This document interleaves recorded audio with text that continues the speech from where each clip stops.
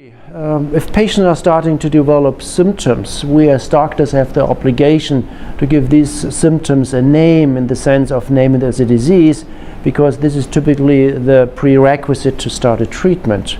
The problem in the overall majority of the patients suffering from rare diseases that doctors are not very well educated. They do not think on the possibility that the patient might suffer from a rare disease. Therefore, they might not probably put together the small pieces of the different symptoms and draw the entire picture. They might just see the hypertension, they might see the cardiomyopathy, they might see the skin involvement, they might see the liver involvement, but they don't think about the possibility it's a rare disease. So the disadvantage and the real challenge also in the future for all of the patients is that they typically have a diagnostic odyssey. Doctors do not think about the possibility that it could be a rare disease. And even starting thinking about the differential diagnosis means typically 50% of the proper path for diagnosing the patients.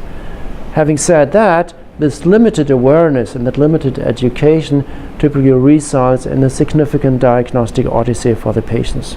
In the mean, still 10 to 15 years before patients are being diagnosed. And that's a disaster for the patients because the disease is progressing. So the majority of the patients during that 10 to 15 year path will reach the stage of irreversible damage of the different organs, independent whether it's the brain or the heart, the liver, the kidney, the skin, or whatever. And exactly that diagnostic odyssey that has to be shortened significantly, because this is the only chance, independent whether there's already a treatment available or not, to come back with a proper recommendation, because let's not forget, we're talking about genetic diseases, and there's not only the index patient, the patient itself in the focus of our activities, it's immediately the family once we have diagnosed the individual patient.